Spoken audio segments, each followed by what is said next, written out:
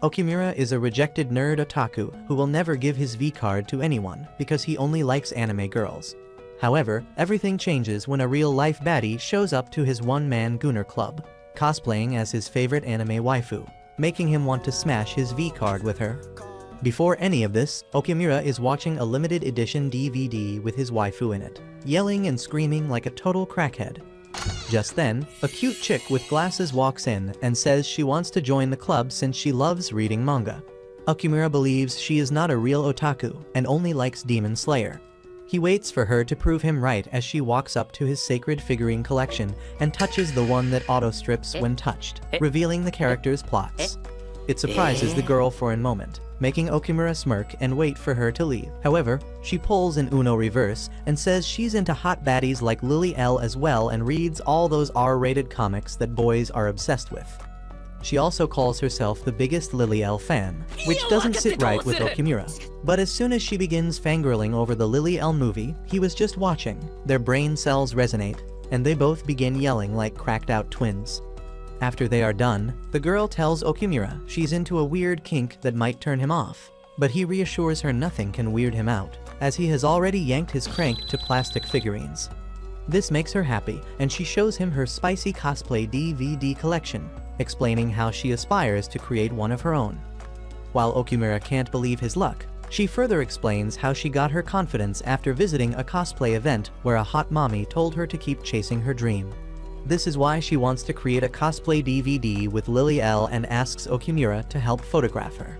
He thinks it over and eventually agrees, boasting how she can wear however little clothing she wants to because he's a true otaku legend who doesn't feel a thing for real girls. Hearing this, the girl is relieved and introduces herself as Ririsa. She then begins to take off her clothes, saying she wants to show him her Lily L cosplay right here and now, and Okimura's Sigma aura begins to crumble. As soon as she's done and he sees her, he begins to feel butterflies but not in his stomach and almost loses his will to live upon realizing just how real the cosplay is. His patience is tested even further when Ririsa shows him the perfect panties she chose for her perfect cosplay and the poor kinky guy finally passes out. The next day, while binge-watching another one of those ultra-rare DVDs, Okimura wonders why it feels like he is falling for an actual, breathing, 3D girl.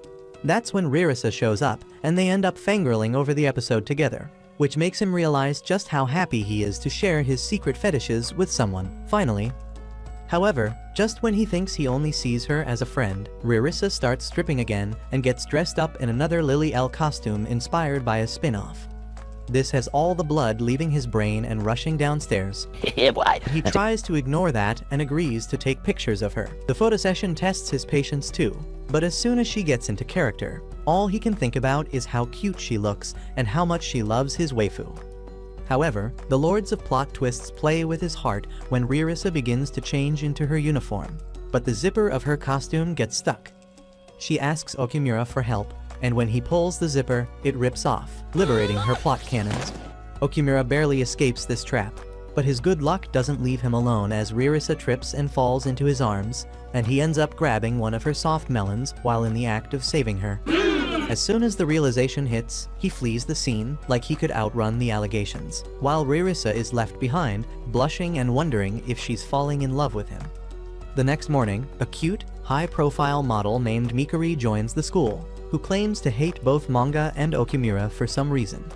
Meanwhile, his walking dead body overthinks yesterday's divine events and the heavenly feel of Ririsa's soft melons against his hand as he barely makes it to the clubroom. To his surprise, Ririsa is already there, and she's just as embarrassed about it. However, she changes the topic and brings up a camera she found in the clubroom, wondering if he'd rather take her pictures with this instead. While he looks through it, she realizes she's been asking too many things from him and offers to repay him in any way that he likes. For a moment, this cultured guy wonders if he can finally use this chance to step into adulthood. Only to recall how much he hates real girls. He says he likes being her unpaid photographer as he gets to enjoy Lily L's heavenly figure in flesh, which moves her to tears. She immediately starts undressing, but soon realizes she forgot to bring her costume today, which about ruins her day. Okimura suggests watching something instead, but she grabs his hand and drags him to an empty classroom nearby, suggesting that they do a photoshoot here to test the camera. He instantly wards off his sus thoughts and gets down to business, only for Ririsa to suddenly get all self-conscious without her wig and makeup. Okimura says it's probably because she's out of character and suggests that she thinks of herself as a manga schoolgirl. Once she's all prepped up, she flashes a hot pose not suitable for a younger audience, and Okimura's butterflies descend to his sausage once again, making him question why he's feeling attracted to her when she isn't even dressed up as Liliel. Just then, Ririsa drops her glasses and kneels to pick them up. However, as Okimura thirsts after the clumsy girl cliché, she stumbles and falls on his face. Yes! While the poor guy blushes, she tells him to eat up her hotcakes. Damn! Only for his soul to leave his body. The next day, as Mikuri is on her way to the manga club, somebody splashes water all over her and she's forced to run away from a group of frantic fanboys to the club room. Okimura opens the door, and as soon as she sees him, she hugs him, recalling that when they used to play together years ago, she had a crush on him. But since he only had eyes for his 2D waifu, she began hating manga and fictional characters in general. Okimura doesn't get why the plot development gods are being so kind to him lately, but he shrugs it off as soon as Mikuri introduces herself and admits she hugged him because she wanted to turn him on. Okimura notices she's dripping wet from the water, so he tells her to leave her clothes to dry. This dumbass takes it literally and undresses down to her undies, even admitting that she wore a cute bra just so she could get him to clap her. The poor guy tries his best to keep his attention off of her, but she lies down on his couch with no clothes on, asking him to come join her. This king of self-control turns her down, to which she admits she was only trying to get him to call her cute. He tells her she's always been cute, ever since they were kids, which rips off her bag girl persona and turns her into a flustered mess. She immediately gets up, forgetting about her coat, and shows poor Okimura a glimpse of heaven, one that he wasn't ready for. It makes him trip and fall on top of her, but even when he tries to get up, she tells him to stop resisting and sleep with her. As Okimura becomes Lucky Mura, he takes off his coat. Yes! However, he hands it to her and tells her to cover up, reinstating that his only love is Liliel. Later, she asks if he has a crush on someone, and although Ririsa's face pops up in his mind, he says it's only Liliel, making Mikuri leave the clubroom. Later, she reminisces how he saved her from bullies once, kick-starting her lifelong crush, and swears she will never betray him. Just then, she peeks into the manga club's window and finds Ririsa in there. It boils her blood, and she runs back into the room only to find her dressed up as Liliel. Ririsa explains to her that she plans on creating a cosplay DVD and show everyone how much she loves Liliel, which Okimura is helping her with. Initially, Mikuri doesn't get what kind of pro-weeb BS this is, but as soon as she notices the sheepish look on Okimura's cultured face, she realizes this might be the easiest way to get him to simp for her. She instantly agrees to cosplay, much to Okimura's surprise, but although Ririsa suggests she cosplay Liliel's rival Miriella, she insists on doing Okimura's waifu. Ririsa doesn't resist and takes off her costume to hand it to her, only for her to feel like a flat board in the face of her plump, juicy plot cannons. Flustered, she asks Okimura if he likes Miriella, and the broken record starts yapping about how flat is justice and Miriella is the perfect love rival for Liliel. She tells him to shut up and lets Ririsa take her measurements so she can stitch her costume. The next day, Ririsa shows her the dress, and she's shocked to see how little it'll cover. But just so Ririsa doesn't steal all the spotlight, she agrees to put it on. Once they are done with the makeover, she looks at herself in the mirror and realizes this is the hottest she has looked in ages. Wondering if it'll finally book her a one-way ticket to adulthood with Okimura, she shows herself along with Ririsa. As soon as the wimp looks at their barely covered plots and sinfully hot expressions, he passes out, only to come back to life later to yap about how Mikuri makes the best Miriella and Ririsa's cosplay is as perfect as ever. Seeing how his attention switches directly to Liliel, Mikuri recalls how she always resonated with Miriella in the manga, because even though she dearly loved the protagonist, he always had eyes for Liliel.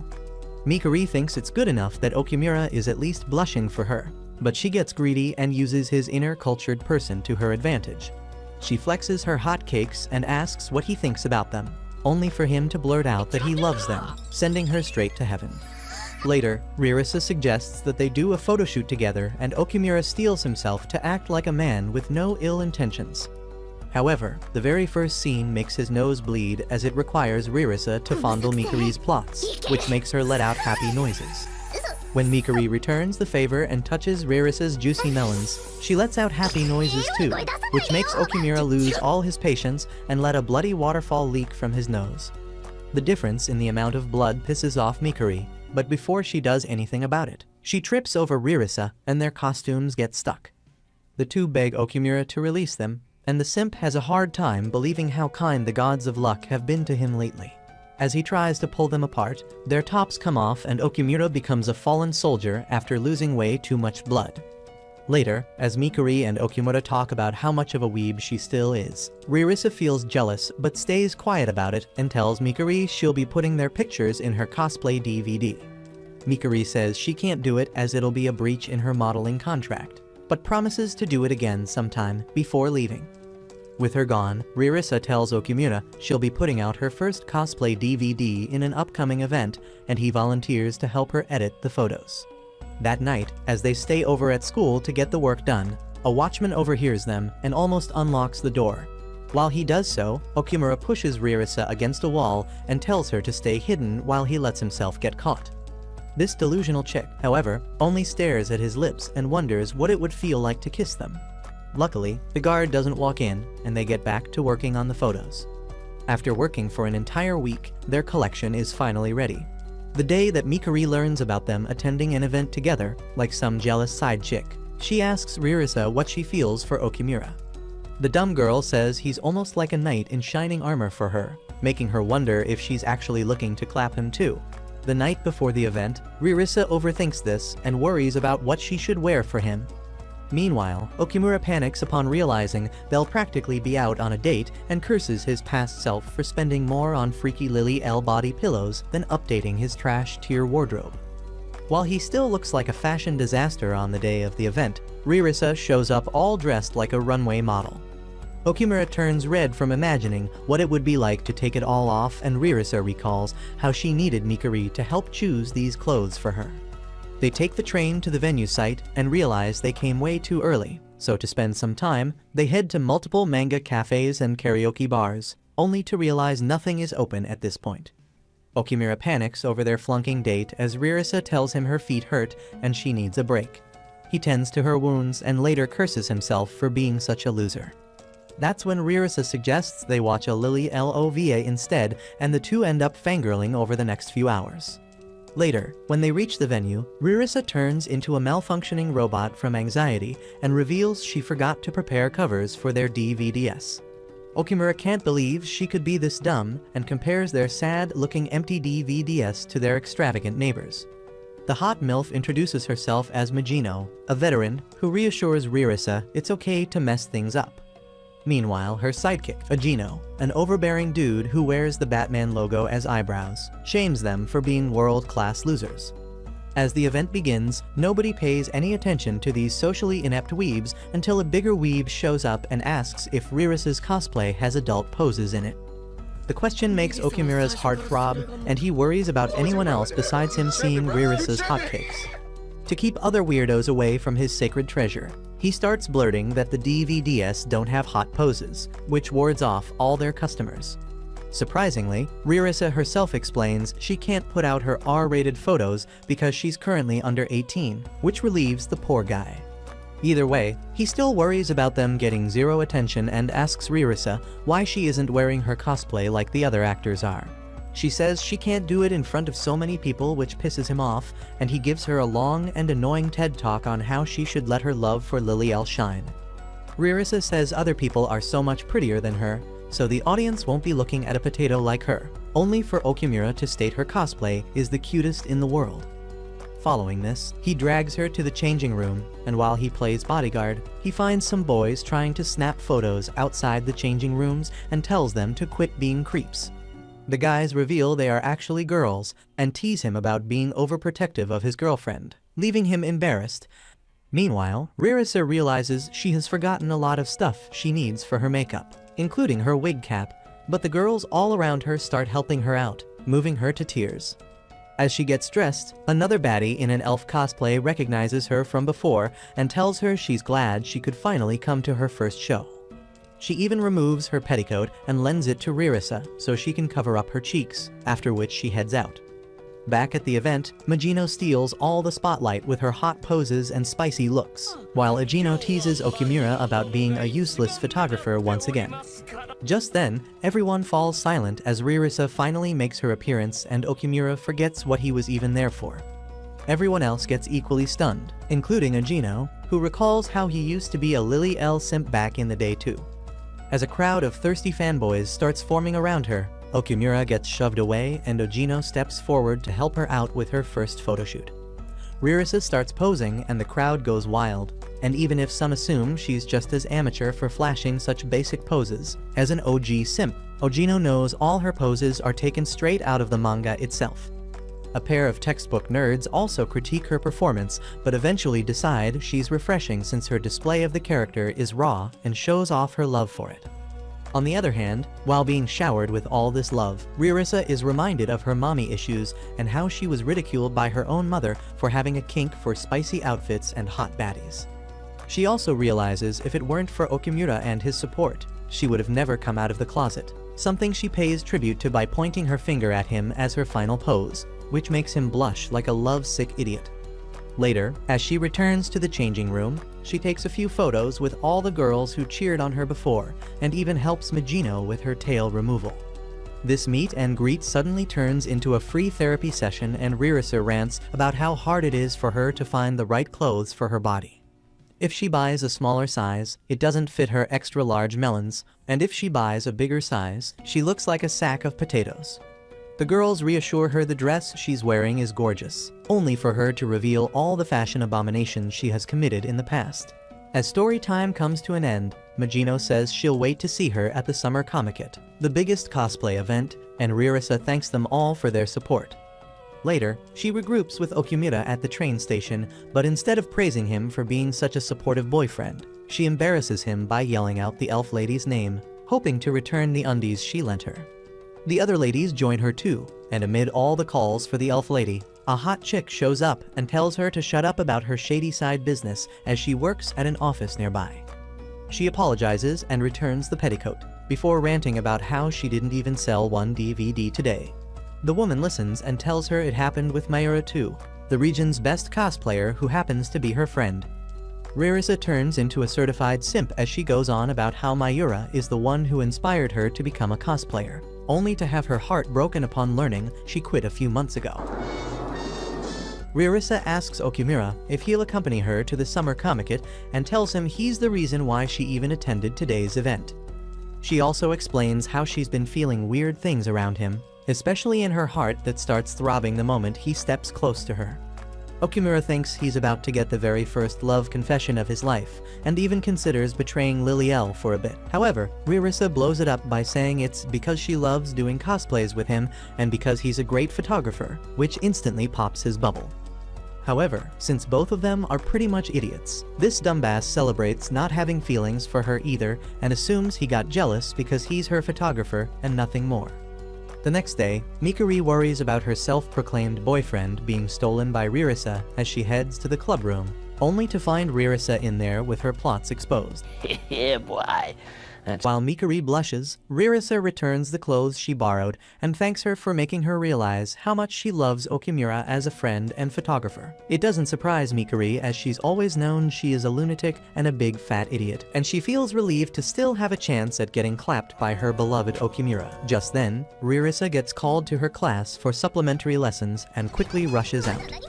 On her way, she crashes into a smoking hot teacher who tells her to be more careful. Meanwhile, as Okumura returns to the club room, he finds Mikuri dressed up as Lily L, all flustered and stuttering about how she just wanted to see if he would hit it with her if she looked more like his waifu. Surprisingly, it works as the world-class simp begins to totally short-circuit. Mikuri uses this chance and hugs him under the pretense of being in character and asks him to smack her peaches so she can call him daddy. It electrocutes the poor guy, but he still pulls her away from him, stating that he can't be clapping a universal waifu all by himself and betray his kindred. Just then, Ririsa walks in and catches them together, making Okumura wonder if she thinks he's cheating on her. However, this dumb fangirl slaps him away and simps after how cute Lily L looks, all while Mikuri complains about her non-existent melons. Ririsa tells her it's okay since she still has some smoking hot peaches, and while she admires them by hiking up her skirt, Okumura's soul leaves his body. The next day, he meets up with Ojino to learn more about photography and how to get better at it. Mijino serves as their muse in her $1,000,000 kimono and makes Okumura feel butterflies with her spicy poses, making him wonder if she's even comfortable with him taking her photos. She reassures him that cosplayers like to show off and that they are practically friends at this point, so she's okay. Ojino, on the other hand, thanks him for letting him discover Liliel and mansplains about the 4 heavenly queens of the cosplay world. He explains that the one at the top of this chain, Mayura, suddenly retired a few months ago, which makes people wonder if Liliel is the one who will take her spot. He also says a trashy photographer, such as Okumura, always holds down a star cosplayer, which is why he's teaching him today, making Okumura finally realize that he and Ririsa are a team. The next day, he buys a bunch of rare Liliel magazines for Ririsa, who wonders if he's into sadism upon seeing all the posters. Okumura says he's just a man of culture and Ririsa laughs, saying since she likes to self-insert as these female characters, she could be a masochist and they could be a power couple from some dark mafia romance. While Okumura's imaginations take him to some R18 heaven, Ririsa suggests they do a new Liliel photoshoot with a theme of masochism. While she flashes some hot poses, Okumura employs his newfound knowledge and uses different angles to capture her helplessness. Later, he presents an entire speech about how he'll work harder to take her to the spot of the cosplay queen, and Ririsa admits that even though she previously never thought of competing with anyone, attending the last event with him has made her want more.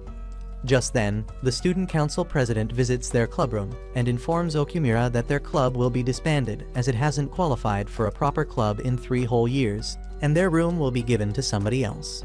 The news sucks the air out of Ririsa's lungs and Okumura suffers from brain damage. However, she reverses it by punching his head once again, which brings him back to his senses. Ririsa worries about what would become of all their merch and suggests donating their R18 manga collection to the school library.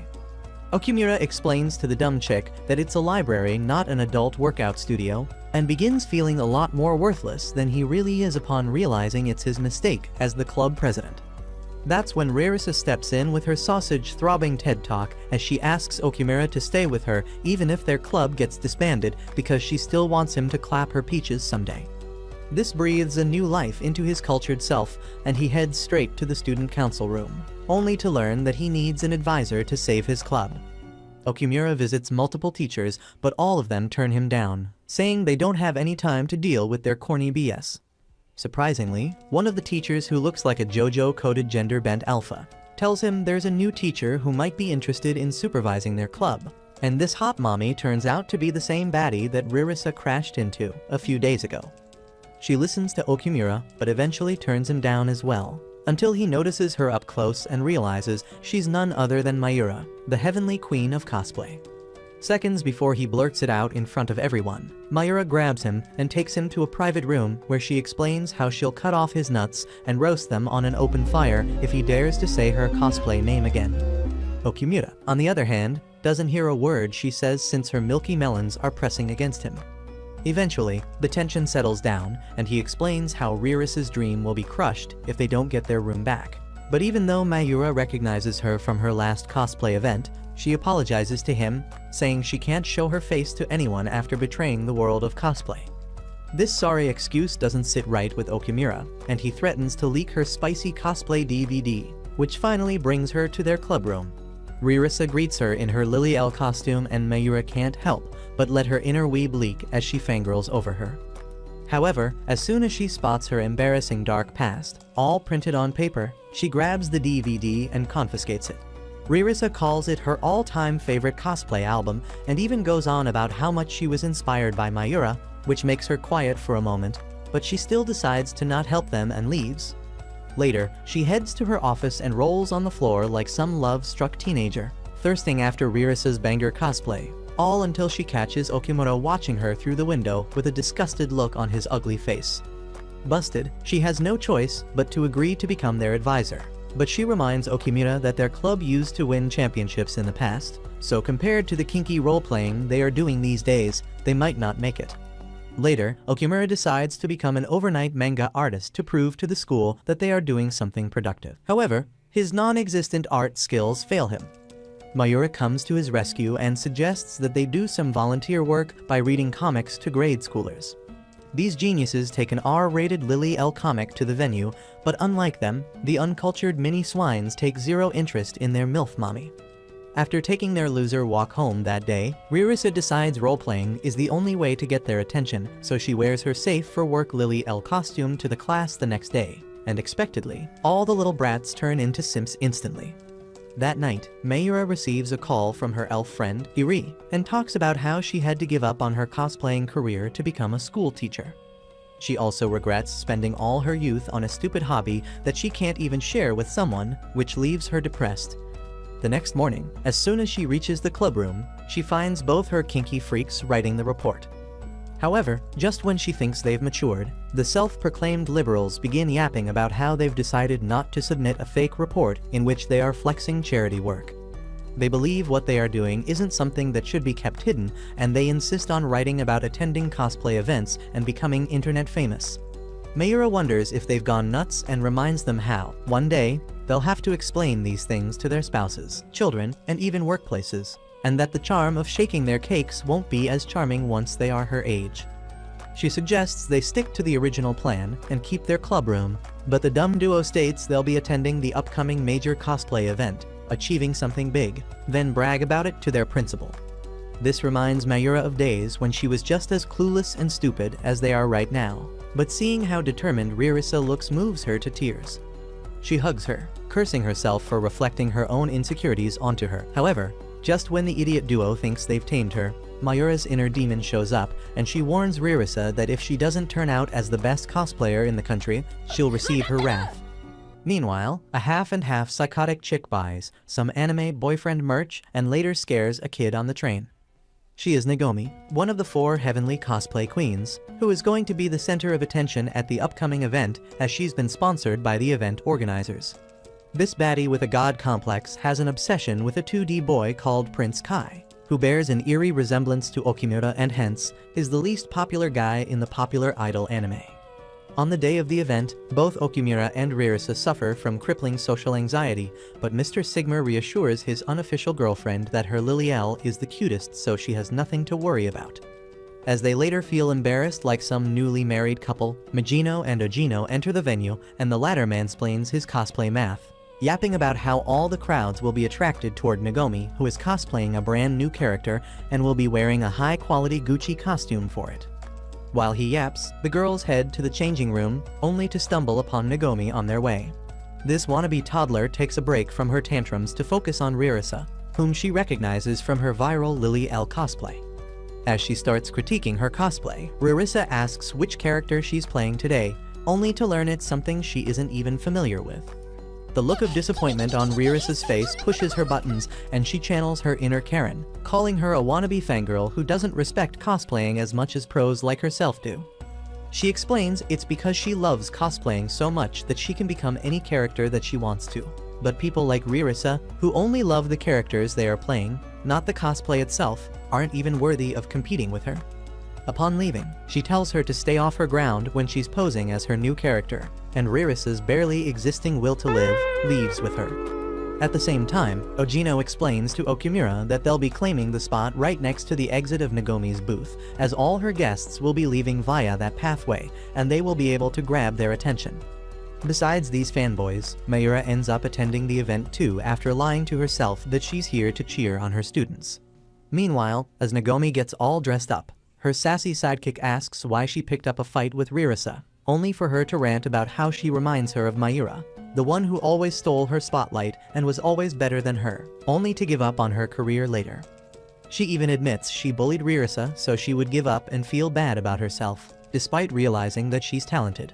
Once it's established that she's a certified bitch, her crew laughs in silence while she continues to trash-talk Ririsa. Meanwhile, the poor girl goes into depression and wonders if she's even cut out to be here. Elsewhere, as Magino regroups with Okimura, Nagomi's team passes them by and she catches sight of his hideous face. This instantly sends her to Cloud 9 as she can't believe her beloved Prince Kai has descended from J-pop heaven to cheer on her. It motivates her, and she swears to give her best career performance today in hopes that he'd at least consider clapping her. Okimura and Ajino don't understand why the event isn't starting even after Nagomi's arrival, as her booth is still empty, only to discover she's modeling in the exit area, the one they had planned on claiming. This throws their entire master plan into jeopardy, and Okimura calls Rirasa, wondering what's taking her so long, only to learn that she can't find her skirt this time. They meet up, and she swears she brought it with her this time. Okimura suggests heading to the lost and found desk, but Rirasa stops him, crying and saying she doesn't love cosplaying enough if she keeps forgetting all the important things.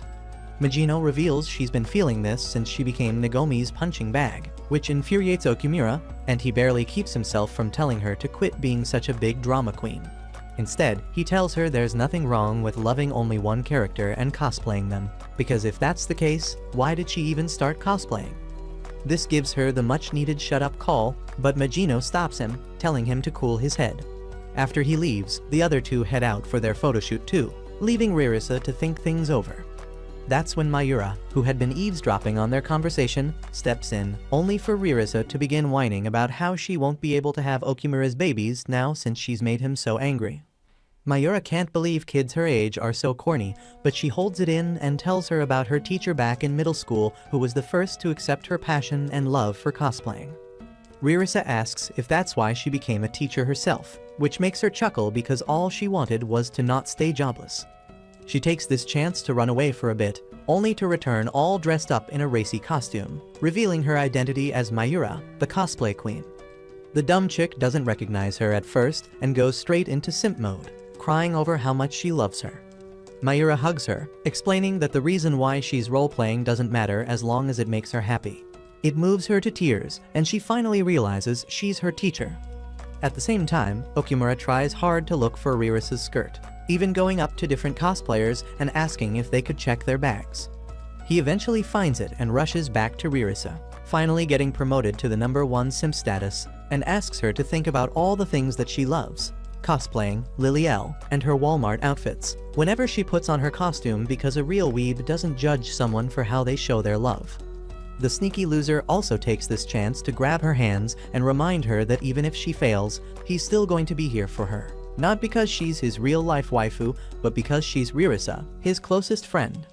Being friend-zoned moves her to tears, and she thanks Okimura for the long speech before apologizing that she can't do anything now that there's only 15 minutes left of the event. That's when Mayura steps in and tells her to leave the audience to her and focus on getting dressed as quickly as possible. Later, as Nagomi is still posing outside, wondering when she'd be able to go home and imagine spicy scenarios with Prince Kai, Mayura steps outside in her baddie wear, and all the cringe and cultured eyes shift to her, reminding Nagomi of how she's always outsold, outperformed, and outdid her. As this pisses her off, she throws off her skirt, hoping that her non-existent cakes would get her more attention than Mayura.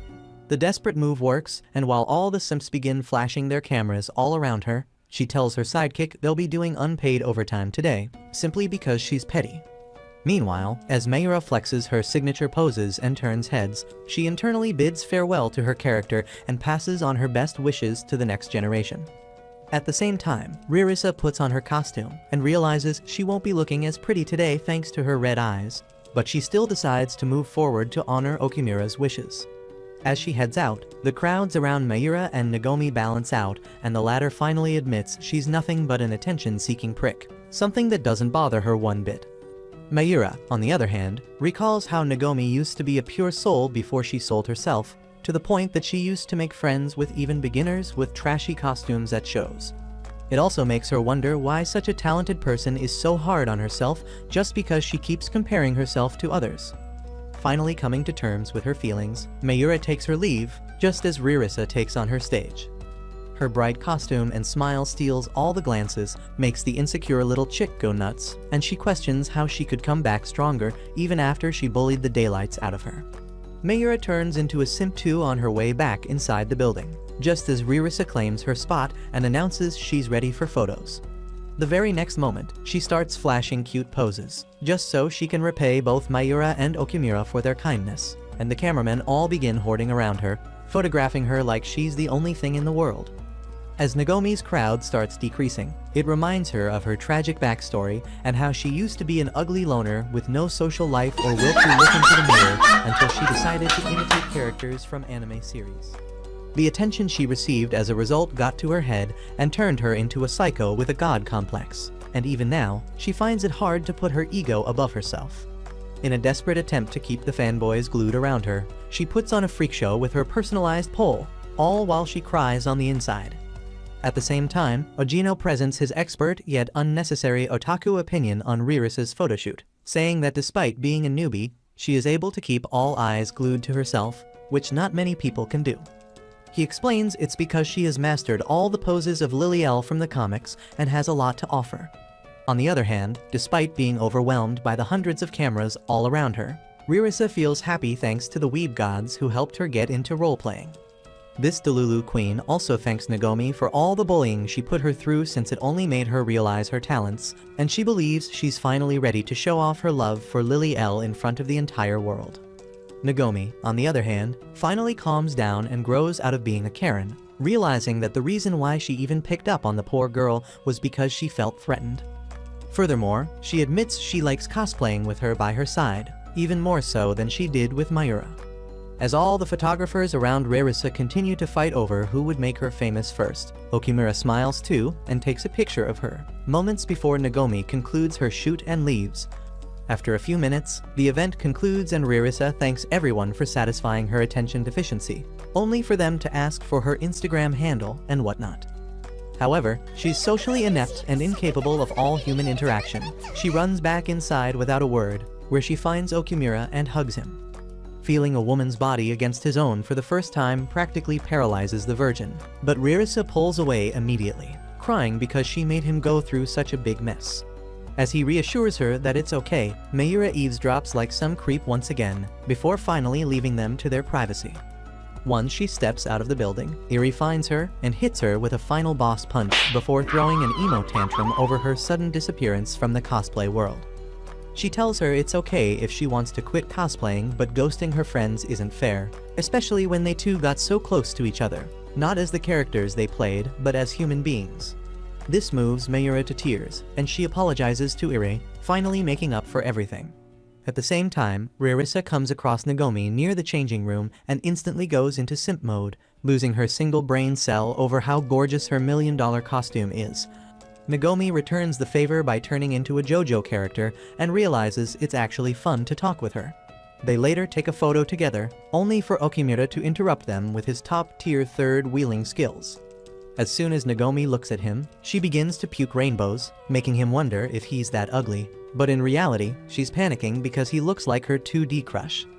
Although it annoys her that Ririsa gets to be with this hottie all day, she still musters up the courage and asks for his number. Later, as Ririsa makes it into the changing room and has all the other girls simp for her, Nagomi follows after and takes the spot at a corner, whimpering and dying of anxiety on the inside. She feels like everyone hates her, given all the hate tweets she has read over the years. However, when she struggles to undo her zip, a bunch of women step up and help her out, even going as far as to congratulate her on her big day and admitting they've been fans from before she entered her villain arc. These warm conversations heal all her past traumas, and she recovers from her bad girl syndrome.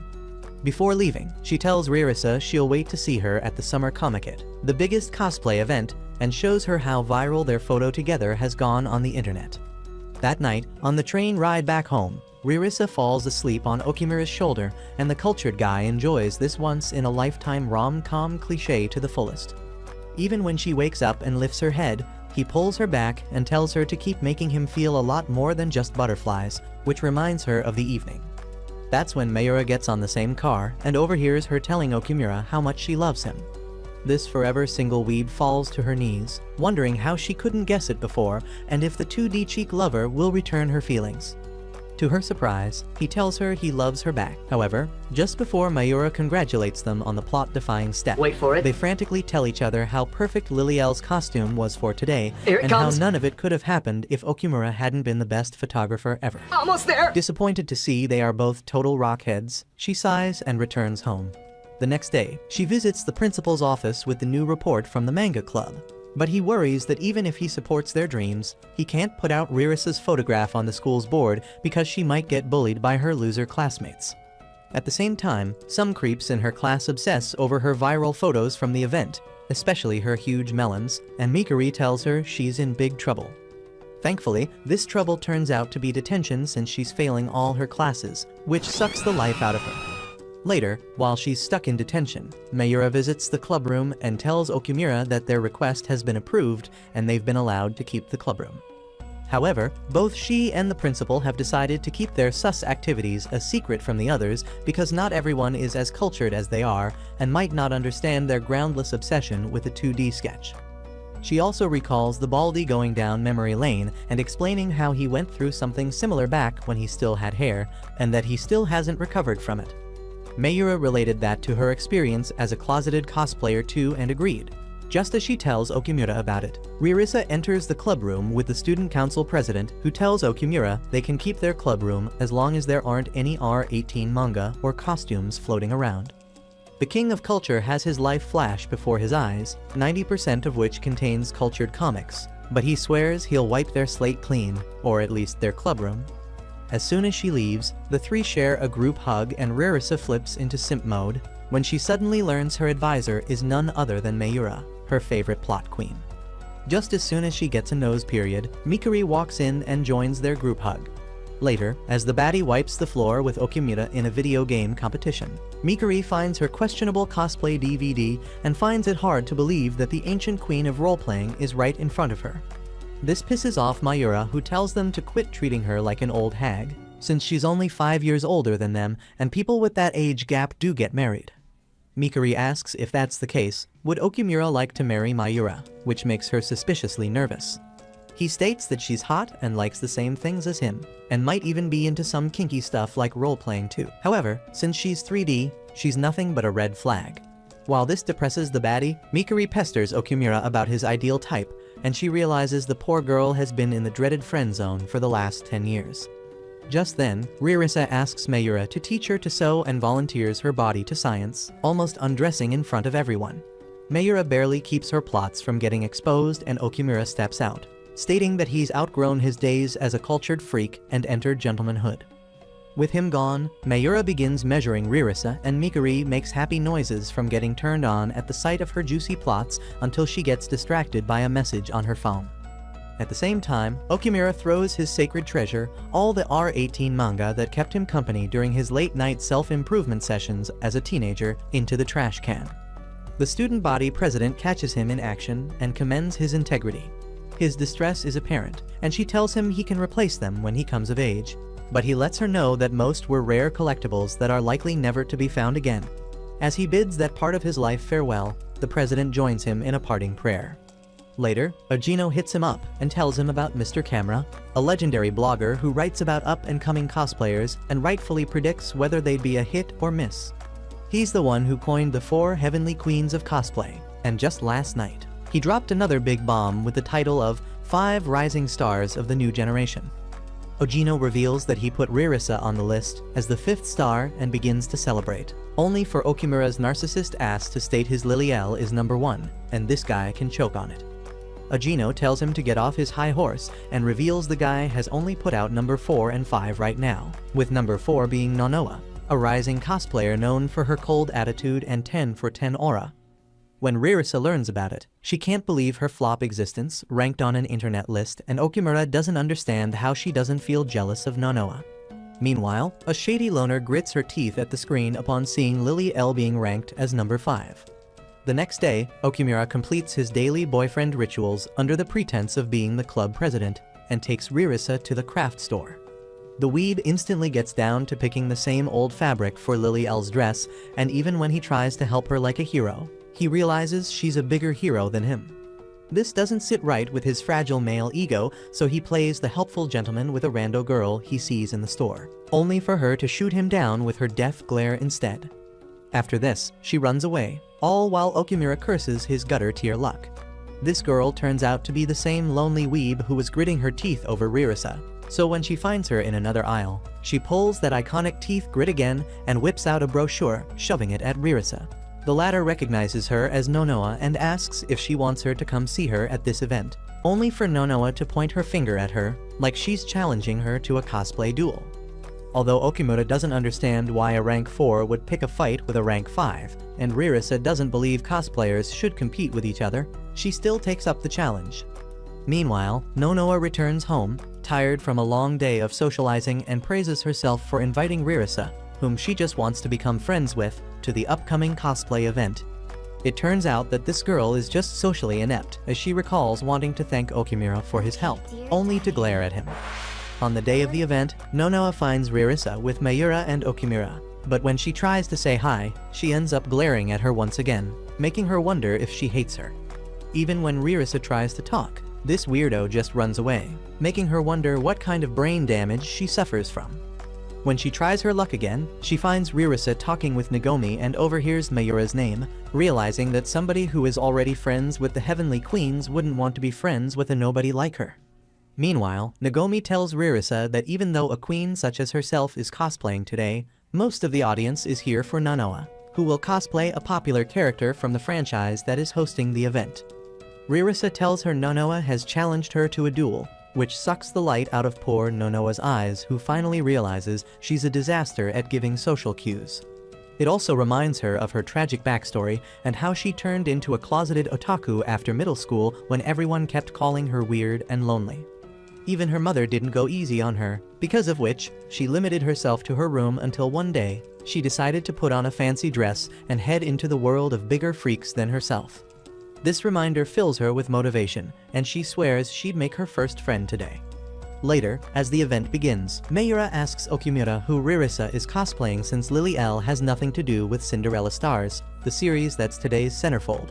Just then, Ririsa shows up as Lily L dressed in a different font, and Okimura boasts how Lily L has a collaboration with the series as a special character. Her cuteness gives Mayura a nosebleed, and even Nonoa begins blushing like a rainbow flag the moment she sees her, just before she walks up to the stage. Later, as the two come face to face, everyone begins to hype them up and wonders if they are having a face-off, all while Nonoa tries her hardest to ask whether she'd like to take a picture with her. Eventually, she gives up from social anxiety and turns around, only for Ririsa to ask her the same question. However, this delusional idiot believes she isn't so special that Ririsa would ask to take pictures together and walks away, making Ririsa appear like a rejected side chick. She later curses her inferiority complex and runs away, recalling how her so-called friends in middle school bullied her for always yapping about manga and anime and never paying attention to her friends or their life issues. However, just when she starts having a panic attack from it, Okimura shows up. Nonoa's innate animal instinct tells her to run away, but Okimura's talk no jutsu holds her back. Role-playing as her unpaid therapist, he asks how she feels about Ririsa, and although her internal monologue screams borderline GL scenarios, her face says otherwise. He tells her it's okay if she doesn't like Ririsa because of the Rising Stars ranking, and he won't judge her because weebs don't judge each other. However, he would like to know why she feels that way toward her. Hearing this, Nonoa realizes she wants to talk, but even if she tries, her voice fails her. Okimura notices too, and removes his hideous face from her line of sight, saying he'd wait until she can talk again. She takes an eternity to talk, but when she does, she thanks him for helping her at the fabric store and leaves, making him wonder why he wasted so much time if she wasn't going to answer the question.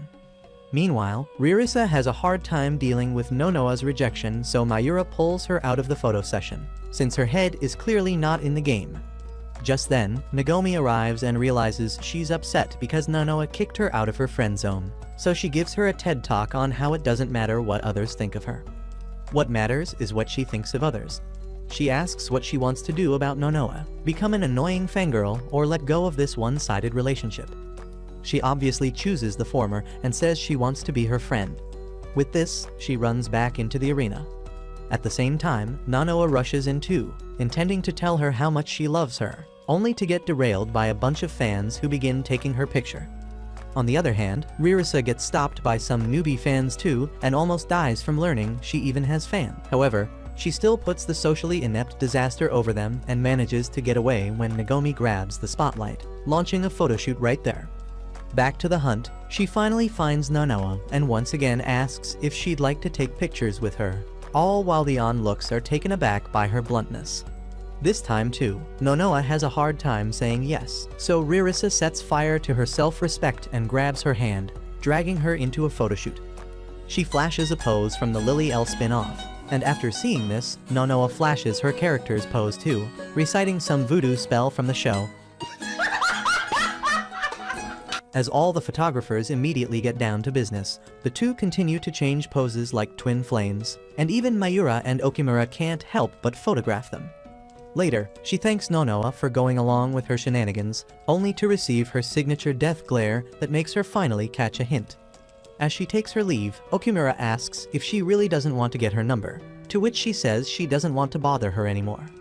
As she begins leaving, Nonoa's inferiority complex strikes again, which tells her Ririsa is a social butterfly and doesn't need more friends. However, she hits it back by saying she wants to be friends with Ririsa because she didn't come here just to take photos. As soon as she steps forward to make an attempt to stop her, her traumatized past self tells her to stop because if she goes any further than this, she'll only end up annoying her with her yapping. The depressed ghost also reminds her she'll never even experience the dreaded friend zone because the joke's on her and she'll never even have friends. Nonoa tells her to shut up and steps into the daylight, stopping Ririsa by the wrist and asking if she'll be her friend. The idiot immediately jumps and hugs her, making Nonoa blush, all while Okimura and Mayura celebrate this milestone. Meanwhile, as Mikari poses for a shoot, she calculates how she needs to draw Okimura's attention by cosplaying since neither modeling nor undressing has worked. She recalls talking to her manager about starting this side career and mentally challenges Okimura to get ready for it, without realizing she's a side character in the story. Back at the cosplay arena, as the event ends, Nonoa waits to walk home with Ririsa and smiles to herself. That's when Megumi strikes again, and in an attempt to sound relevant, even with her irrelevant hair color, tells her to quit trying to pick a fight with Ririsa just because she's prettier than her. She further reveals her charity center offers free drama, so if she wants someone to pick a fight with, she's ready to play the bad guy. Out of nowhere, Nonoa tells her she's got it all wrong and Ririsa pops up, explaining how they've worked things out, leaving the wannabe gangsta embarrassed. However, Okimura makes up for it by thanking her for helping Ririsa, which sends her to Delulu Heaven. Later, as Nonoa finally talks to Ririsa, she reveals she's loved Lily L since childhood too, which makes the pro-weeb very happy. However, even when Nonoa wants to yap about what she does and doesn't like about the show, she can't do it because the ghost from her past keeps reminding her of how emo and disgusting she used to be. It reminds her of the incident from middle school, and instead of acting like the victim, for once, she learns from her mistakes and asks Ririsa what she likes about the character. The latter begins yapping, and it makes Nonoa so happy that she finally realizes her past self wasn't wrong. She was just trying to help her get better at human interaction.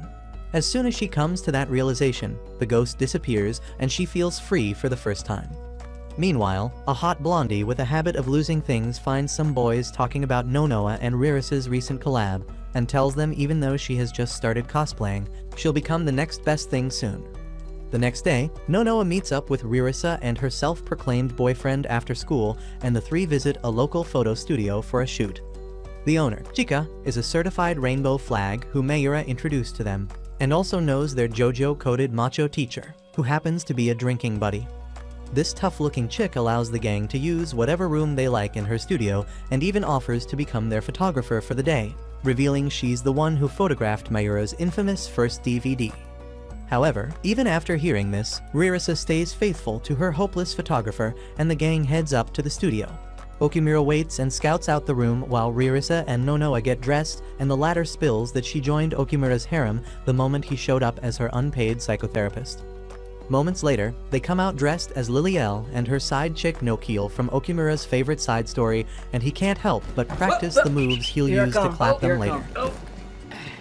As he photographs them, Nonoa can't help but feel happy to finally be able to have fun with friends. She even roleplays the character perfectly, who is supposed to be Lily L's knight in shining armor. Just as she touches Lily L's face to make it real and Okimura worries the shoot might actually spur some different kinds of feelings between them, the same blonde chick from the cosplay event interrupts them and enters the room against Chika's warnings.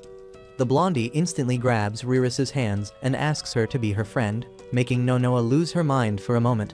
She dies on the inside wondering how this creature can do it so easily when it literally took her 10 episodes. She even asks if she'd like to take pictures with her right now, and the spineless Ririsa almost says yes until Nonoa steps in and tells her to get lost and quit ruining her hard-earned date. Ririsa steps in and tells Nonoa she might not be as bad as the people from her past, and says they'll eventually find something to bond over since she likes anime and cosplay. Nonoa says in case she hasn't noticed, she's just angry because Ririsa promised to cosplay with her alone, something she's not willing to let some third wheel ruin. Okumura also steps up and tells Ririsa to quit acting like public property and make plans with the new girl, Aria, for some other time. Meanwhile, as Nonoa tries to tell the airhead to leave, the Delulu queen starts praising her makeup and good looks. Nonoa hits her back and tells her to go to some modeling agency instead of wasting time on cosplay when she's this gorgeous, making the baddie blush and state it's got to be cosplay or nothing. This is all it takes for Nonoa to change her mind, and she immediately cools down a bit. As she heads into the changing room to get dressed, the rest of them discuss why they don't remember somebody as hot as her if she did visit their Cinderella cosplay event. Just then, she steps out wearing the most underwhelming costume of all time, making everyone wonder who she's kidding. She says she's some character from Princess Channel, which leads Nonoa to pop a fuse and start lecturing her on how far off the mark her weak costume is. Okumura has a hard time believing this chick with an existential crisis had such deep-rooted anger issues all along, all while she rants about how Aria's character actually has red hair in the story. Meanwhile, just as everyone believes Miss Goody Two-Shoes Ririsa will take it easy, she walks up to poor Aria with her Super Saiyan mode activated and thrashes her for disgracing the cosplay gods. She tells her she has a lot of potential that is being wasted due to lack of talent, and the two agree on Ririsa becoming her unpaid cosplay guru for the next few days. While the two go on about their plans, Nonoa feels like a jealous ex trying to feel less like a tossed-out bag of trash. Later, as the girls head to the changing room, Aria asks if she can check their costumes up close. However, while checking out Ririsa's clothes, she can't help but glaze her huge melons, asking if she can touch them. Despite Nonoa's protests, Ririsa lets her do so, and even Nonoa's disagreement dies the moment she offers her the same deal. After feeling the notorious marshmallow softness, she swears she'd never wash her hands again, and later complains about her being flat as a board. Ririsa disagrees and tells her flat is justice, only for Aria to complain about her non-existent muscles. They eventually come to the conclusion that women can never be happy and give up. The next day, Aria visits their club room for an anime watch party under Okumura's weeb guidance, and they start with the Lily L series. While the three of them lose their minds over it, Aria doesn't seem too invested and says she'd rather head out for a walk. Nonoa states if she's happy staying at the bottom of the weeb meter. She can't learn how to cosplay as well as Ririsa, which gets her fired up, and she states she'd do whatever it takes to reach the top of the cosplay world. It doesn't sit right with Nonoa, but she ignores it, and they all move on to the next spin-off. This one hits the spot for Aria, who begins bawling her eyes out over the tragic ending, all while the weed gang celebrates this achievement. Afterwards, she mentions how this series reminds her of a manga she loved as a kid. From then onwards, they watch a few series every day, then walk home together, buy some food, and try different things. However, even after watching a few hundred series, Aria says she liked the second Lily L spin-off the most, and Ririsa offers to let her take her Lily L spot if she'd like to. Aria turns her down and says she'd rather do Ariel, the third of their four-person squad. Once that is decided, the group moves on to the costume, and Aria insists on making a high-quality handmade one, which Okumura finds fishy. That night, Nonoa stumbles upon a list of 20 artists who didn't make it to the top 5 cosplay list, and among them, she finds a picture of Aria. To make matters worse, she notices she's dressed as a character from years ago, which she couldn't have known about with her zero knowledge of otaku culture. The next day, she brings the matter to Weeb Master Okumura, who recognizes the character as Melia from an old manga series. In fact, it's so old that it was the first manga he ever bought, and loved it so much that he even wrote a fan letter to the author. Suspiciously though, the author replied and told him not to talk about his manga with others if he doesn't want to become a social outcast. He remembers that later, the series received a lot of backlash for being very similar to the Lily L story and got cancelled, which makes it even more fishy why Aria would know about it. As he finds the said comic from his sacred collection, Aria enters the room and recognizes it instantly, saying it's been her favorite comic since childhood. This annoys Nonoa, so she lashes out at her, asking why she isn't being honest with them and going on and on about becoming a popular cosplayer just to go around and pick something as random as this. She says she doesn't want to overshare because they've been friends for all of about 1 week, only for Nonoa to give a long, hard speech about how the three of them were raised on Naruto and his talk no jutsu, so they believe in oversharing more than anything else. For some reason, she gets inspired by it and reveals that the manga about Melia was written by her dad.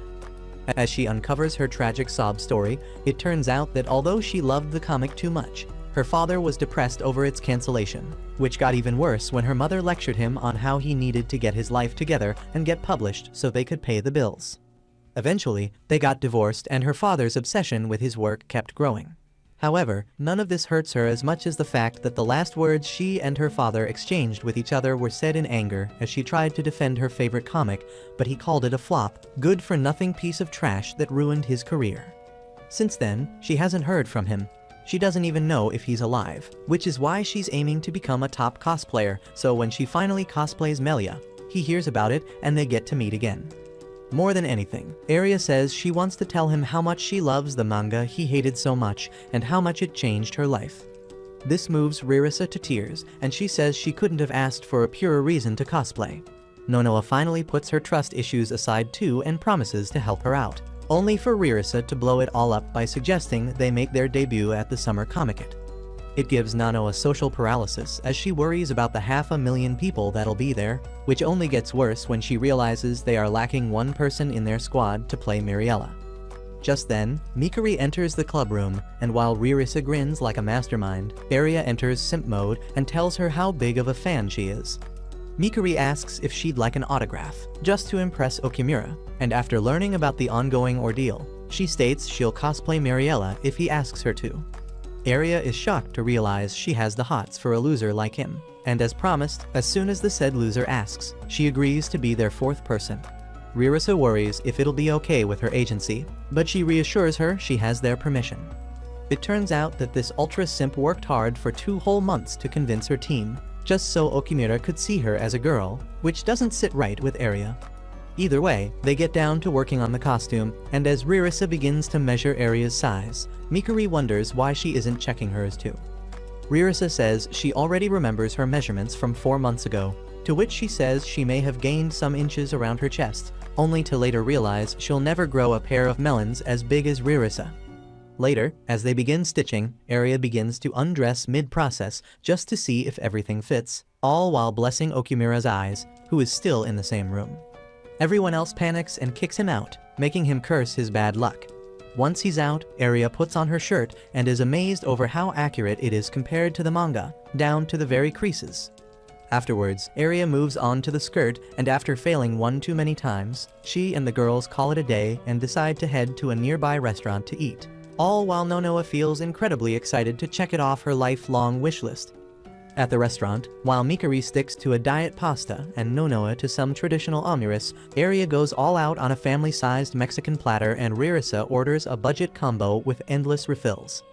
As the two foodies devour the drink before them, Nonoa wonders when Ririsa would devour her like that too, while Mikuri feels inspired to get a dessert for herself. Once they are done, Nonoa asks if Ririsa will still have time to make cosplay DVDs, along with preparing for their group cosplay for the Comic-Con, only for the dumb chick to reveal she forgot to submit the application for a spot. She further states she's more than happy to just attend it with her friends, all of whom love the same things as her, which rizzes up all the other girls and they start blushing. The next day, Aria works extra hard on her skirt and finally gets it right, after which they all work on the props and weapons. After days of long, tiring hard work, the outfit finally comes to life. However, when Aria returns home that day, she overhears her mother talking to her grandmother on the phone about how her father has been dead for quite a long time. The next day, as she breaks this news to everyone else, Aria breaks down in tears, questioning why her mother didn't tell her about this when she knows she loves her dad a little too much. Okimura asks if she explicitly heard her say his name and if it could be a misunderstanding, but she says it's not likely. Ririsa hugs her to make her feel better, which Nonoa and Mikuri later join, moving Aria to tears of joy. Once refueled, she gets up and tells everyone to get back to working, because showing her love for the things that her dad loved the most would be the best way to pay homage to him. Everyone agrees, and as they get down to their undressing and fit checking, Okumura steps out, wondering why something doesn't add up. That night, after Aria returns home, she copes by cooking way too much food and later asks her mother if she thinks marrying her dad was a mistake. Her mom explains she didn't divorce him over money, which Aria always thought was the reason. But because he lost sight of his goal and her being around to pester him 24/7 did not help. She further admits she loved him with her whole heart back then, but doesn't regret the choices she made since it was for the best back then. Aria smiles, realizing at least there's no bad blood between her parents. The next day, when she reaches the clubroom, she realizes now that her depression has lifted. Okumura seems to be going through it. Suddenly, he screams mid-research and pulls out a comic page, explaining how a spin-off of the Melia manga has the same ear drawn by hand as the ones drawn throughout the Lily L comics. While Aria wonders if this weirdo also has an ear fetish, he explains that Aria's dad, Kasaki, is an apprentice to the author of the Lily L comics, and that it is highly possible that he's the one who wrote the Lily L side story, one that he loves the most in the world. Just as she questions what that has to do with her, he declares that her father is not dead and has been working on their otaku Bible for the last 10 years. While he gets all emotional about it, Kasaki works in his office on the exact same comic, and Okumura's hunch turns out to be true. When his apprentice asks why he isn't opening his fan mail, this depressed loser states he's just a rip-off who is continuing the work of the original author, a legend, and that the only fan mail he ever received was back when he worked on the Melia comics, the one from Okumura. He also yaps about how the Melia comics were the darkest part of his history, but even so, he regrets wallowing in his misery instead of paying attention to his wife and daughter, who needed it the most. Back in the clubroom, Aria reveals she already knew it as she asked her mother about it yesterday and realized she took the call out of context. Ririsa tells Okumura that even though he sounds to be reaching, she'll believe him as he's the biggest Lily L simp in the whole world. While he gets all emo about it again, Ririsa tells Aria they need to finish their costumes and make them stand out at the event so that Kasaki hears about it and maybe ends up visiting her. Mayura states it's harder to go viral during the Comic-Con because it's the biggest event of the year and most professional photographers who attend it are mostly there for specific cosplayers, not just some random wannabes. She suggests that they visit the event's third day so that the real cosplay queens are done with it, but Aria says she can only go on the first 2 days because of a scheduled family trip. Sighing, she states the best they can do then is to make a prior announcement, and all the beggars beg Mikari to do it, given her huge fan following. However, since she's extra, she doesn't do it on Twitter and instead talks about it on live television. Once this goes viral, Kasaki's sidekick excitedly tells him how a top model will be cosplaying characters from his comic, including Ariel, who is his original character. He suggests that they visit the event and Kasaki eventually asks for some time to think it over. Meanwhile, after Okumura's weeb meter approves of Aria's costume, he has an internal monologue about how he will show his love for Kasaki's comics in front of the whole world so he no longer has anything to regret. The next day, as they take the train to head to the event, some fellow weebs get jealous of Okumura's hot girl harem, only to feel relieved when they realize he is more into 2D chicks. As soon as they reach the venue, summer heat hits them hard and Okumura shows off his bag of summer essentials full of water, cooling pads, and even an extra cap which he lends to Aria. He finds Agino at the entrance, along with Magino, and he tells Okumura how much buzz their collaboration with Mikari has caused in the pop world. He further reveals that the top 3 rising stars of the Rising Star list were posted just yesterday, number 2 and 3 of which are a pair of high-in-demand twins, Lime and Lemon. They'll be cosplaying maid characters from a very popular new series, which will get them attention from those who have a kink for twins and also from those with maid fetishes. Later, as the girls head to the changing room, they start freaking out over the huge number of cosplayers and question how in the world will they outshine them all. Meanwhile, our Walmart mother Teresa, Ririsa states she doesn't want to compete with them, but fangirl over all of their cute outfits. Aria explains they can just see them like athletes and keep a friendly attitude, but still try to be better than them. Just then, Ririsa notices a novice panicking over something and realizes she has forgotten her wig cap, just like she did. She returns the favor by giving her an extra one and later swears she'll crush everyone today. Once dressed, as soon as they all show up before Okumura, he has a bigger nose period than he usually does and he outright dies. Once resurrected, He yaps about his exaggerated sob story to Ririsa, and how his life ended when Liliel's first manga series came to an end. He spent his days in endless despair until the side story began printing, which is why he needs to thank Kisaki, especially today. He asks Ririsa to give her career best today, and they all share a cringe cheer before heading out. They meet Nagomi on their way, who banters with Mayura as usual, until everyone catches sight of one of the twins. Surprisingly, she talks to Okumura and asks him to take something that he forgot to her twin brother in the male changing room, which takes everyone who thought they were both girls by surprise. Okumura, on the other hand, finds his lifelong dream coming true as he witnesses a cross-dressing femboy for the first time and begins feeling butterflies in his cucumber. This gender trap is Lemon, and he later apologizes to Okumura for potentially grossing him out. The king of culture reassures him he's perfect and no one could have pulled his character as well as he did, which makes him blush, all while Mikari questions whether he even cares about genders anymore. The twins take their leave after connecting with Ririsa, and the gang heads to the rooftop to show off their masterpiece. Although they instantly get the audience's attention, the crowd begins dispersing after only a few shots, and Okumura overhears them talking about how they can't get a good picture no matter how hard they try. Putting on his Sherlock pants, he investigates this matter and discovers it's because their poses aren't as coordinated as the freaky twins. On top of it all, despite Liliel's greatest strength being her arsenal of unlimited poses, she can't use it with newbies who can't learn the said poses overnight, which is ruining their entire shoot. To make matters even worse, the scorching summer heat takes the better of them, and Mayura has no choice but to take a break for them. While they are on a break, it turns out that Ririsa also realizes what the problem is, and when Nonoa asks her about what poses she should do, she explains that Aria and Mikari won't be able to keep up with them, as they aren't jobless enough to memorize trashy comics like her. As the socially inept chick begins to worry, Ririsa flexes a useless speech about how she'll try hard, only for Mikari to ask how so when she's not the only one doing the shoot. To change the topic, Nonoa asks if Ririsa has had water, to which she says she can't drink from a regular water bottle because Liliel wouldn't and she's in character. While the other two begin berating her, Aria says they should let her do what she wants to, but since she wants to be stiff about not breaking character, she would do too and not drink a sip of water either. Ririsa argues that she knows she is a crackhead on the inside, something that they don't need to copy, only for Aria to tell her to quit being a selfish prick.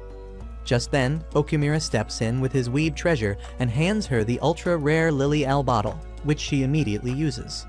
Afterwards, as they resume the photoshoot, Okumura uses his cap to guide their gaze and their photos begin appearing a bit better. However, just when things start looking a bit brighter, Ririsa's cosplay gods abandon her and she faints from the heat. Mayura worries about her health and decides to stop the shoot at once. Nonoa picks her up, showing off her non-existent muscles, and takes her to the infirmary, exactly how Nokiel would do. The nurse tells Ririsa to take the day off so as they return home, she feels like a total party pooper. She apologizes for messing everything up, making Mikari wonder how getting a heat stroke is her fault. However, since she likes to make everything about herself, Ririsa tells them all to relax and promises to make things better for day 2. This hits a nerve, and Nonoa finally gets tired of her covert narcissism. She grabs her by the collar and tells her to quit acting like she's the most important person in the room while the rest of them are side characters. As Ririsa begins crying, she tells her to rely on her friends instead of doing everything by herself, which the other two also agree with. From there, the clown group heads somewhere to practice poses, and with Okumura's help, they learn over 100 of them. Just then, Nonoa's phone begins buzzing, and they realize her carrying Liliel has gone crazy viral on the internet, making people ask about their cosplay for tomorrow. As they get drowned in all that love, they swear to bring on their best performance tomorrow and share their cringe cheer once again. The next day, they end up becoming the biggest stars of the day, even bigger than the twins, and Okumura can't help but feel proud of his self-proclaimed girlfriend. When they take a break later, Aria thanks Liliel for bringing her dad's dream to life, and she thanks them all for giving her the much-needed pep talk. Aria recalls asking her mother for the 100th time if her father is alive, only for her to remind her that he is and has been paying child support ever since he left. She informs her how he's writing comics these days, and her mother asks her to tell him something for her sake if she ever gets to meet with him. At the same time, Kisaki's sidekick shows him a picture of the girl's viral cosplay with Ariel in it, And although he doesn't take it seriously at first, he quickly loses his mind upon recognizing Aria. He asks the boy if he can make it to the Comiket as soon as possible and heads out, without even washing his hands or changing his clothes. On his way, he curses his gutter tier luck and wonders if it's some divine punishment that his daughter is playing a character he secretly created. And as soon as he sees her in person, he can't help but tear up. He recalls knowing full well that writing comics was ruining his family life, and yet he kept going because he needed to win the Father of the Year award. He feels like a monster for never looking back at or owning the side story he wrote, and he realizes he can't show his pitiful face to Aria after all these years. As soon as he walks away, Aria recognizes his back and Okumura runs after him to stall. Meanwhile, she runs back to the changing room with Ririsa to wear the Melia costume that they prepared in secret, just for this moment. As soon as Okumura stops Kasaki, he assumes it's his editor and begs for some extra time, only to realize it's just some random kid. Being the cringe weeb that he is, he immediately asks him to sign his Lily L hat, stating that he's the biggest Lily L simp on planet Earth, maybe even on Mars. Kasaki asks if he'd rather the original creator do it, but Okumura insists it's the side story he wrote that changed his life, so he'd rather him do it instead. He still insists on calling himself a fake, which pisses off Okumura, who tells him to quit belittling himself.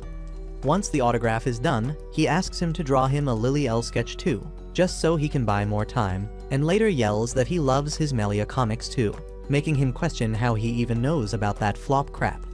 Okumura instantly enters simp mode and tells him how it was his first comic ever and how instantly he fell in love with it, only for the depressed idiot to call it a dark stain on his life that shouldn't have existed in the first place. It finally blows Okumura's weeb fuse, so he tells him to quit assuming things for himself because he doesn't get to decide how he feels towards something. He also reminds him that an author's work doesn't belong to him alone the moment he puts it out for the world, so he should just shut his trap and let him love Melia in peace. Kasaki realizes he's the same lonely fanboy who wrote him that fan letter years ago, and he begins to cry upon hearing how both the side story and his first comic have changed his entire life, so he doesn't get to decide what he should feel about it.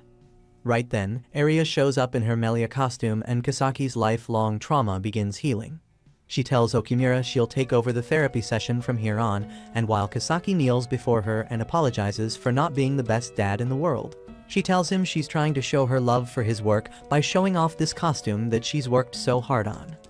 She hugs him and thanks him for bringing her into this world, moving him to even more tears, finally resolving her daddy issues and his family problems.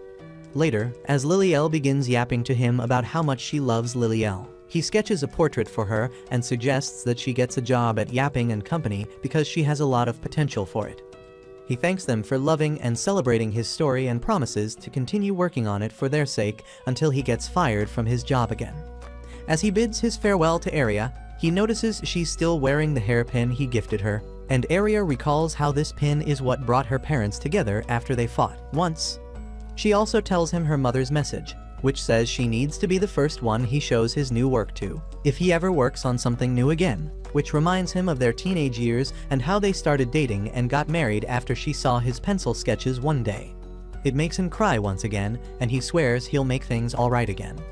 The next day, the gang heads to the Comiket again to have fun on the third day, and Okumura recalls Mayura telling them how she has something important to attend to so she won't be there, but even if she isn't there, there's a cosplayer she wants them to go check.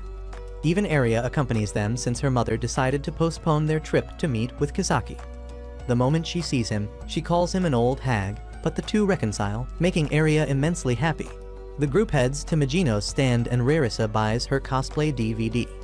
The hot mommy, on the other hand, tells her she'd love to buy her DVD too whenever she plans on selling one. They also meet with the elf MILF Iri later, only to find Mayura serving as her unpaid salesperson. She blushes and says she's out on a date, and tells them the cosplayer she advised them about is right in front of them. As soon as the gang heads to the stand, they feel disappointed to see an ugly airhead selling the DVD. However, the girl says she's not the real deal, and the cosplay legend that they are here for is up on the roof right now. The losers quickly get there, only to be thrown into a world of surprise upon seeing an extremely hot chick flashing an action fantasy character. Upon seeing her, Ririsa throws a tantrum about how her waist isn't snatched enough for Lily L, nor are her melons juicy enough. unlike this cosplay queen who is accurate down to the last pound. Everyone, including Aria, promises to continue supporting her. She also shows them a picture of their parents having a date together at their first ever dating spot and says she couldn't have done it without Okumura's help. To thank him, she hugs him, moving Mikari to tears of jealousy, all while the Sigma male doesn't even budge. On the fourth day of the event, only Ririsa and Okumura turn up, and the lonely loser gets rizzed up by Ririsa's cute outfit. It makes him nervous that they might be on a date, and Ririsa wonders why her heart beats so fast when she's around him. She wonders if it's because he's just a friend, being the dumb idiot that she is, but puts it aside and the two head to the event. As soon as they get there, she puts on her Lily L outfit and tells Okumura she'll be weirding him out the entire day by walking around in it. He worries people might think they are dating, so she hands him an Ashford outfit, the male lead in Lily L's story, and says they can pretend to be a fictional couple. Immediately, as he comes out of the changing room, she begins simping over how cool he looks, and they head to a few stalls to buy some comics and DVDs. However, seeing them in character, a lot of people refuse to take their money, which relieves Okumura as this whole event has been taxing his wallet rather heavily. Once they've shopped, Okumura tells Ririsa that it's commendable how she can make people happy by playing dress-up, the people who are always worried about something or busy working on something. He pats her head, and she tells him none of it would have been possible if he hadn't been weeb enough to accept her weird kinks. He pats her head again, which gives the poor girl a heart attack, and she wonders if it's because she likes Ashford or him.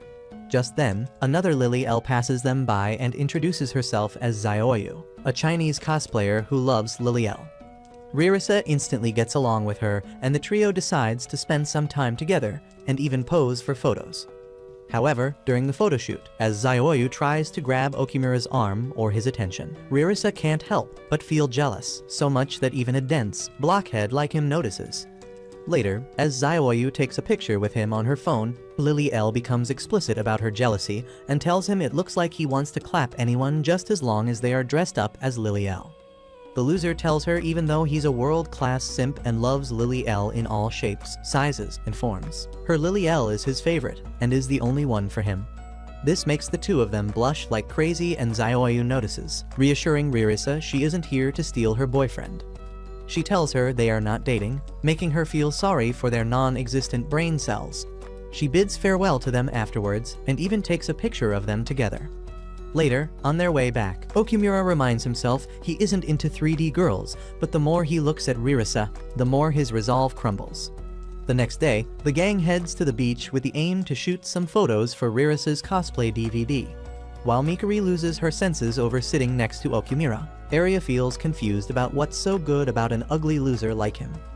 When they get there, Okumura recalls Mayura lecturing him on how his photography sucks because he focuses on capturing people based on what's closer to the 2D source material, instead of thinking of them as humans. She explains that the top cosplayer who they saw the day before yesterday is essentially 2.5-dimensional, which is where cosplay is supposed to exist. According to her, unless the real person in the costume doesn't leak through the character, he can never get photos as good as the top photographers. As he distractedly worries about this, Mikari shows up in her swimsuit and asks what he thinks about her. The 2D Sigma says it's good, all while he looks like he'd rather clap a wood log than do her. Okumura notices she's disappointed, so he fakes his enthusiasm and calls her pretty, making the certified simp pass out. The rest of the girls show up then, and Aria asks what he thinks about her swimsuit. He says it matches her bright personality, which makes her blush and realize she might be developing feelings for him. Mayura asks for his expert cultured opinion on her swimsuit too, but he completely ignores her, saying he isn't into old hags like her. Moments before she deletes him from the Earth's surface, Ririsa shows up to save the day, dressed up in Lily L's beach costume. This makes the biggest blood waterfall leak through Okumura's nose, and even Mayura ends up dying of blood loss, all while she tells her they will do the photoshoot tomorrow, not today. Ririsa immediately runs back inside and comes out without a wig, and Okumura realizes that even without looking like Lily L, Ririsa makes his heart skip a beat for some reason. Soon enough, the gang jumps into the ocean and starts having fun, including Nonoa, who initially didn't want to get wet. They ask Okumura to join in too, and as soon as he takes off his shirt, the chicks begin to drool over his hard rock muscles. He claims it's an otaku's job to perform Satama's daily routine as a ritual, but not even Ririsa agrees. Later, Nonoa thanks Okimura for being able to reach out to her even when no one wanted to, and smiles at him, making him think, for once, that she's pretty. He also thinks if he captured it on camera, it would turn out perfect, making him realize he just broke the first wall between the 2- and 3-dimensional worlds. At night, the gang decides to do a test of courage, and Mikuri daydreams about how perfect it'll be for her to grab Okimura using this excuse. However, her plans get wrecked when Arya becomes his partner. As they pass through a graveyard, some jobless old hags try to scare them with ghost props, and Arya's not-so-gangster existence begins to scream and yell. Okimura holds her hand and gets her through the forest, staying solid even when her huge plot cannons press against his chest. After them, Mikuri and Nonoa follow suit, and the latter reassures her she can exercise low-tier spirits if they decide to show themselves, rizzing her up. Mayura and Ririsa come in at the end and are not freaked out by the ghosts in the least. In fact, Ririsa tries to catch the spirits in a fishnet, just so she can experiment on them. Meanwhile, Arya's legs turn to jelly when she sees a ghost again, and she asks why Okimura isn't scared. He says it's because he's so hideous, ghosts should be scared of him instead, making her blush at his alpha-coded aura. He even offers to give her a piggyback ride, and although she begins to feel things as soon as her soft marshmallows touch his back, the Sigma feels nothing. This frustrates her, and she later asks him why he can't feel interested in 3D women. He says it's because of his mommy issues and how his Unlefan's mom left him when he was a kid, making Arya remind her none of it was his fault, and that there are girls out there who wouldn't betray the man they love, including her.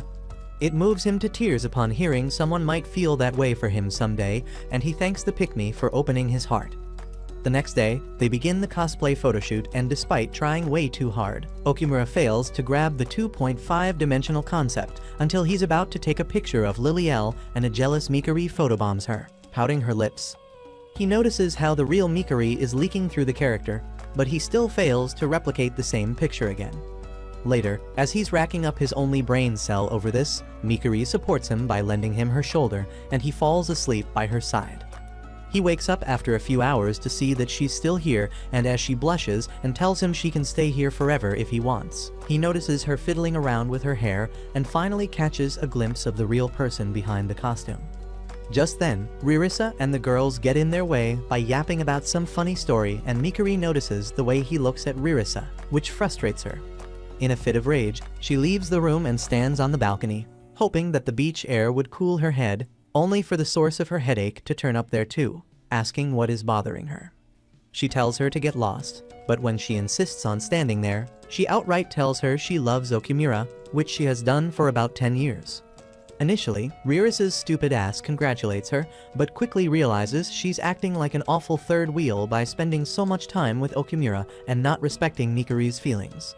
As soon as she begins panicking over that, Mikuri realizes she has made a mistake, and if she really does distance herself from Okimura, he will lose the single best friend he has made in ages. She tells her to forget about it, only for Ririsa to ask her what she likes about him, to which she begins yapping about how awful he is, from his unhealthy obsession with R18 figurines to his nauseating love for a cartoon on paper. However, she says it is exactly what she loves about him and asks Ririsa what she feels toward him. The Weed Pro Max says she sees him like a manga character, kind of how he sees Lily L, but since his love for Lily L exists and is real, her love for him is real too. She believes he's the reason why she is where she is, and she definitely does love him, yet still, she isn't sure if it's romantic love or just friendship. Mikuri sighs at how stupid she is, but tells her she can pursue a relationship with Okimura if it ever comes to it, without worrying about her or her feelings. Meanwhile, it turns out that Okimura has overheard this entire conversation. It takes him by surprise, and he has a panic attack over what he would do if Mikuri proposes to him or asks him to be her boyfriend. He's sure he doesn't see her that way, but if he rejects her, it would ruin his friendship, the club, and also Ririsa's dream, something that he can't let happen. Just then, Mayura shows up, revealing that she also overheard them, and she pep talks to him about how love in reality isn't like what they see in comics. In fiction, a love confession only seems to finally connect two people who already had feelings for each other, but in reality, one can't be sure about what the other person feels. She also reassures him that it's okay for people to start relationships even when they are unsure of their feelings and even if they date the other person because they like them. The seemingly dumb guy surprisingly understands her and gets the concept even better when she explains that Lily L, whose loyalty he loves so much, doesn't love Ashford because she's an angel, but because she wants to love him and be faithful to him. He realizes he couldn't understand it before because instead of assuming he sees 3D people as accessories, he has never seen himself as a real person in his own life. And he finally understands why Mikari's genuine expression from before or Nanoa's real smile stung his heart. With this newfound revelation and resolve, he thanks Mayura and heads out to shoot Rarissa again. But this time, he asks her to let her inner person show through the character's costume. She does exactly that and imagine Lily L's love for Ashford, reflecting that onto her own feelings for Okimura. Her hauntingly beautiful expression makes his heart skip a beat and he immediately captures it, all while she worries that she surely has caught real feelings for him despite swearing that she never will. Mayura later praises him for finally understanding his assignment and tells him it's okay to let people help him and see the real him, just like he loves to help others and understand their feelings. Once the trip is over, the gang regroups in the club room and watches a Lily L special, all while cheering for her out loud. Thanks for watching until the very end. You are a true otaku.